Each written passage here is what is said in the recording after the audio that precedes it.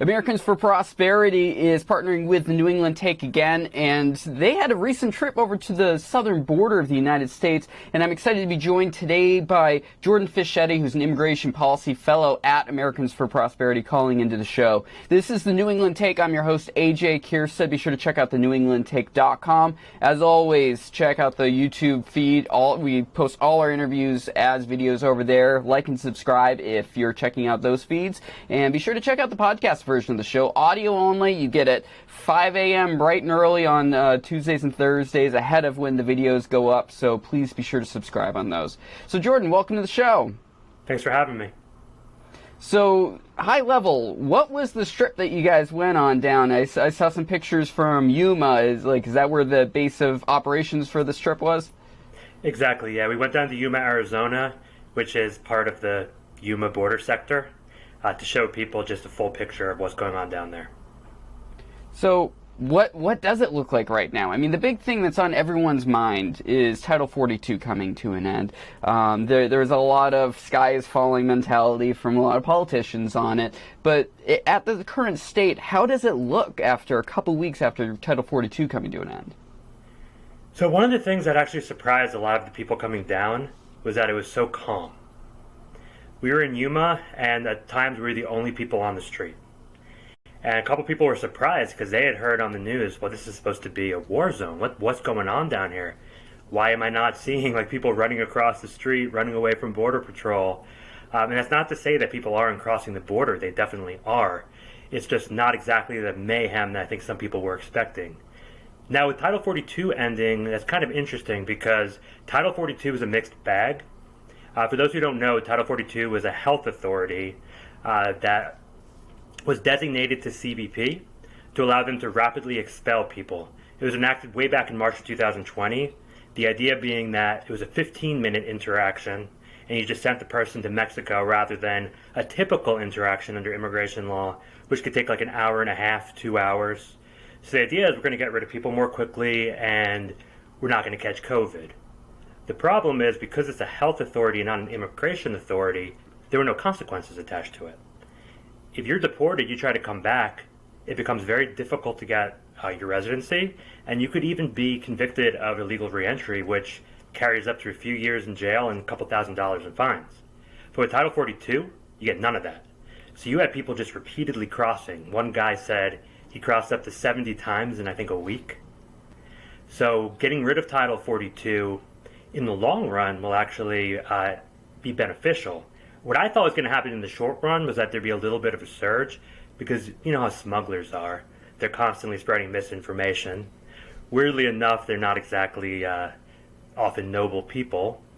But interestingly, we have not seen a surge. But I would say yes. There's also been just a crazy amount of people coming to the border in recent months, ever since Biden was in office. I mean, I'm not trying to jinx anything, but I mean, how much worse could it get than what we've already been dealing with of late? So my thought was that it would be a little bit worse, because I mean, what we saw when Biden got into office, and I mean, I'm not going to defend Biden. His messaging has often been quite mixed, but he was still deporting people, expelling people. But what the smugglers said was, oh, new guy in office, you can definitely get in, right? And actually just 2 months ago, they told a bunch of migrants in El Paso, today's day of the migrant, go to the border. And that's when you heard about those 1,000 people swarming Border Patrol in El Paso. So what I thought was going to happen was that with that misinformation, you would see a surge. And I think what's happening now is the smugglers are trying to figure out how they can take advantage of this situation, and they haven't quite done that. But like I said, in the long run, what we'll see is a reduction in repeat entrances, which is predominantly single adults. Those are the ones that are trying to keep on getting in, usually trying to avoid border security, coming here to work, often not to apply for asylum. So what we should see is a reduction in the number of single adults, as well as a reduction in unaccompanied minors. What a lot of people don't realize is a part of the reason why we've seen such an uptick in unaccompanied minors is because of a November 2020 court case which exempted unaccompanied minors from Title 42. So family units would often be kicked out, but unaccompanied minors wouldn't. So what you saw happen was that parents would send their child forward, sometimes after they tried to enter as a family. Back in 2021, there was at least 12,000 cases of unaccompanied minors who first tried to enter with their families, were kicked out, and then came back on their own. With the end of Title 42, in the long run, we should be seeing less of that. So I've got a bunch of pictures that Chris Maidman, who's the grassroots outreach coordinator for Americans for Prosperity in New Hampshire, sent me. You actually went to go see the physical barriers that have been put up over at the border. I'll put some of these pictures in the video version of the episode. You see the distance between, to make sure that it's nice and clear around it. I mean, what does the physical infrastructure look like down there? So one thing that's notable is, and this is true of most border sectors, is that there's not a road going along the border. Every once in a while there is, but oftentimes there's not. And that does make it more difficult for Border Patrol to get from one place to another. Another thing you'll note is that most of it is wall, and it's what's called a bollard fence, which is those long vertical tubes. And that's for most of the border, but not all of the border. There are some gaps. The most notable gap is actually on a nearby Indian reservation near the Morelos Dam, and that's where the vast majority of people are crossing. So one of the things that we've learned, not just from this trip, but from the trip I went to in McAllen last month, actually now 2 months ago, was that there's different locations and they have different priorities. So in an urban location, people can disappear in seconds because there's roads that lead to the interior. In a suburban location, it might take them minutes to hours, and in rural locations, it might take days. So what we've learned is that the best place to have infrastructure is actually, which it's almost paradoxically, because you might think, oh, well, the rural areas were not there. But the thing is, if they're going to be there for days, Border Patrol has time to get there. The best place to build it is in the more urban locations, because where seconds count, if it takes somebody 5-6 minutes to get over the border, or sometimes literally just saw through it, Border Patrol can get there and apprehend them. Because one thing that we keep on hearing time and time again is that the wall doesn't stop people. Yeah. It slows them down. But you know what? Where seconds count, if it takes 5-6 minutes to get through, that's all you need for Border Patrol. Yeah, I mean, with prisons, like obviously, if prisoners were left to their own free will to be able to do whatever they want without prison guards and such, yeah, eventually, of course, they'd find some way out. Of course, it doesn't mean we tear down the prison cells and just let them all wander free amongst our cities, especially violent offenders. It's the same thing at the border. Like we've talked about the technical infrastructure also down there, where there are cameras periodically as you're going across various sections. There are digital border fencing where that's more appropriate. I mean, outside of the physical barriers, I mean, how are we doing on that? I mean, that's been the big thing since Trump left. It's like there was this big political push for it. I don't know how much of it honestly got done during the Trump administration because he was so boisterous when it comes to various things like this. And Biden has just been radio silent, partly because of COVID and everything else he's been focused on. But, is the coverage pretty good right now across the southern border? So it depends because the southern border has 9 different sectors in it. It goes from Brownville, Texas, on the Gulf of Mexico, all the way to San Diego on the Pacific Ocean. So if you look at Texas, most of that is not fenced. And a big reason why is because 90% of the land is privately owned. Mm-hmm. And there have actually been a lot of 5, 6, even 10-year court cases, eminent domain, trying to get the land. Whereas if you look at New Mexico, and especially Arizona, most of the land is fenced in, but even there sometimes you have issues. Because you have this big Indian reservation called the Tohono O'odham Reservation right in the middle of the state. And there is actually like a small kind of gate there. It's like 5 feet high. But they had a big fight with the Trump administration about building a wall in their territory. As I mentioned before, there's a couple mile stretch in Yuma sector where there's no wall because, again, on an Indian reservation. So as one of the chiefs of the chief of the Tucson sector said during a committee hearing back in February, if you visited one sector on the border, you visited one sector. So it's one of those things where, and that's part of the point of the trip, is that we're not trying to show people just how complicated the issues are all along the border. We're trying to show that, look, what works here may not work in Texas. What works in Texas may not work in San Diego. And with Trump in the walls, he ended up only building something, I forgot the exact number, but only 100 miles or so of new walls. Most of what he built was bigger reinforced walls. And a common argument against those, which you hit upon, is that they don't stop people. And part of the problem is rhetoric, right? When Trump talked about the wall, he's like, well, I built a big wall, they're not coming. That's not true. As I said before, a wall slows people down. Yeah. But again, where seconds, where minutes matter. If somebody needs 5-6 minutes to saw through the wall, Border Patrol can be there. So people who say, well, it takes people like 5-6 minutes to saw through or climb over, so we shouldn't have a wall, they're missing the point. And part of the reason that they're missing the point is because, again, Trump established these walls as a fail-proof solution, when in fact it's just one of many solutions. One of the things I hit upon during the trip, and I use an acronym for it, TIP, is technology, infrastructure, personnel. So we've hit on infrastructure with the walls. I think I also mentioned that there's very little border highways. Chip Roy actually proposed a bill back in 2021, Border Visibility and Security Act, to build 700 miles along the highway.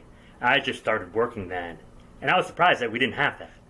Yeah. It's kind of crazy to think that like some sectors have no roads, and some sectors have a couple miles, but like if the river floods, they're inoperable. People tend to think of what they see on TV shows and movies where there's a road. Well, yeah, in a movie there's going to be a road because guess what? The guy got the camera equipment out there, so obviously there's going to be a road to get to these sections. But outside of that, I mean, that's a lot of territory to build roads on. It is a lot of territory, and a lot of it is desolate. Yeah. I mean, even once you get into southern Texas, it's not really desert anymore, but it's still shrubland. There's a lot of challenges with rivers flooding. Once you get into Mexico, Arizona, western Texas with mountains, doesn't mean that we can't do something. It's just somewhat understandable why we haven't. But again, that doesn't mean that we shouldn't aim to do that.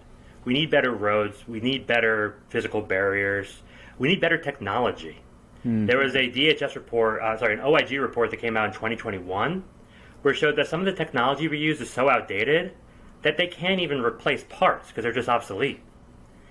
And there are some structures that they were using that were so unsafe that they could just collapse and kill Border Patrol. And some people don't even have radio-to-radio technology or technology that allows them to see what other officers are seeing in real time. And to me, it's just kind of crazy that, we make such a big deal about securing our border, but we're basically operating with technology from 20 years ago. And finally, personnel. Yeah. We've been understaffed for a while. We had a peak of about 21,000 about 10 years ago, and we've been going down ever since. The Commissioner Ortiz, I believe, either stepped down or is going to step down, but he had said that they need 22,000 Border Patrol officers. We're 3,000 below that, and it seems like that's where we're going to stay until Congress gets its act together and actually comes together with some kind of bipartisan legislation. So while you were down there in Yuma, you heard many presentations from people that are living down there day to day. They're seeing everything that's going on. What were some things that stood out to you? I would say what stood out to me probably the most was talking with Phil Townsend. He's a big farmer in the area. And he just reinforced what I already knew about the guest worker program. It's called the H2 program. It's H2A. H2A for agricultural, H2B for non-agricultural. You're just talking about how difficult it is to hire somebody. It's so much paperwork, it's a lot of money, it's a lot of time. And when you hire them for one task. So if you're hiring them to pick lettuce, they can't pick cauliflower. And even if they decide not to live with you, what actually surprised me was that a lot of them decide to come up for a couple days and then come home. But they need to pay for lodging for them as if they're there the entire time. And that's just such a waste. It's almost as if the government's saying, hey, hire undocumented workers. Yeah.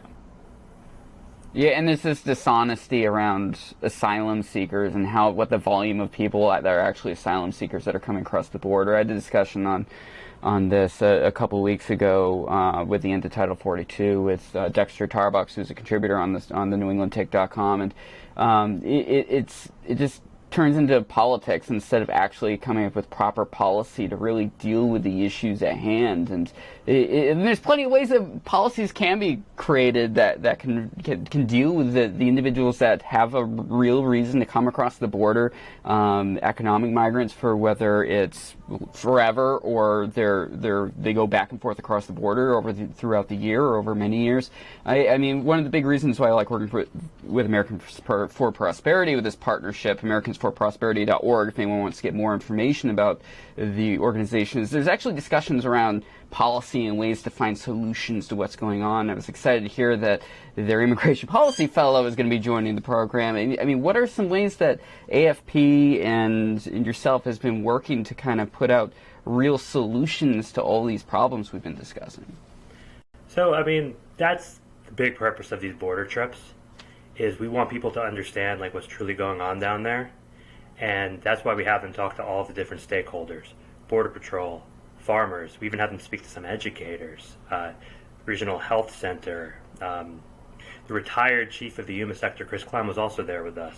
We really wanted them to talk with everybody, even if those people sometimes disagreed with our point of view, because we thought if they have a good idea of what's going on down here, they can go back to their states and they can educate people as to what's going on.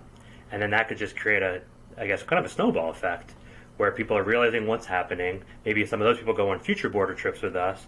We do more media, and just over time, we get people who are actually demanding real change.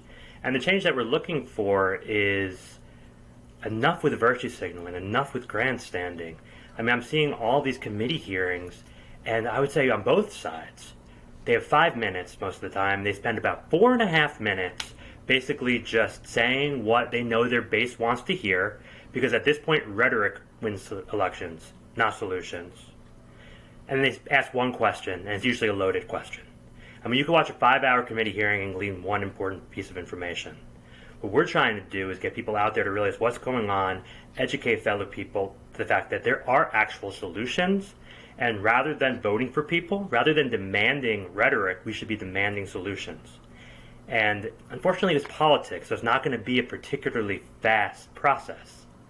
But we do hope that within the next couple of years, we can get people into office because of our efforts that actually want to take this seriously and actually want to reach across the aisle to come to some solutions. And there have been some solutions out there. For instance, there's the Bipartisan Border Solutions Act, which would increase the number of asylum officials so they could do credible fear interviews at the border much more rapidly. Thus, people who have a case can stay, and people who don't have a case would be deported quickly. But at the same time, they would have access to lawyers, people from NGOs, so that they have the actual support that they need if they truly do have a case to keep going. And we would also hire more immigration judges to hear their cases so that the 4.5-year backlog that we have gets reduced. There's also the Border Patrol Enhancement Act, which is another bipartisan piece of legislation which would just increase the number of Border Patrol agents and also create a reserve force and reserve fund for when there's a search.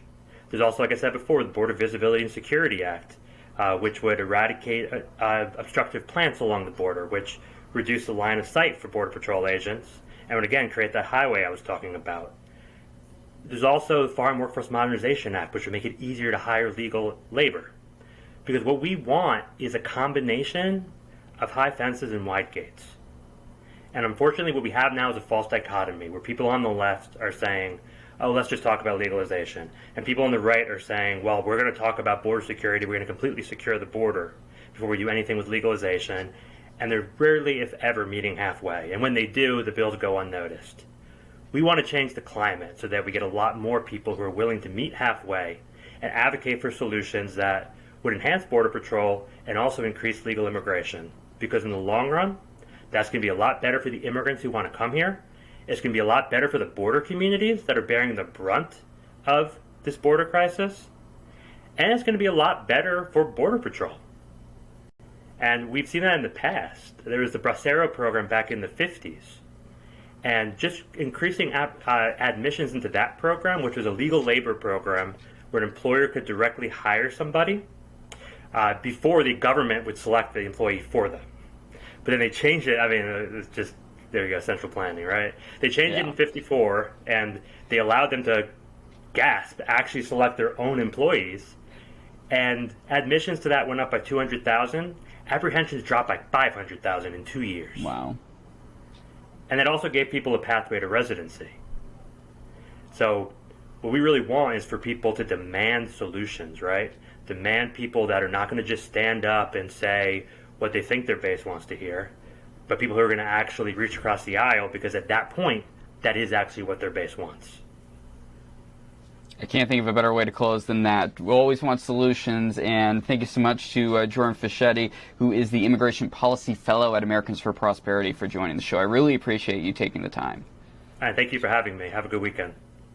So this is part of our partnership with Americans for Prosperity. Excited to have this ongoing series with them. They join the show once or twice a month. AmericansForProsperity.org. I'm partial to AFP_NH on Twitter. Give them a follow. That's my home state here.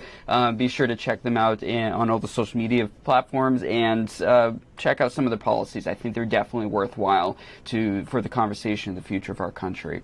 This is the New England Take. I'm your host, AJ Kirsta, thenewenglandtake.com. Like and subscribe if you're checking out the YouTube version of the show, and the newenglandtake@gmail.com if you want to submit tips, you want to join the show, or you want to contribute to the website.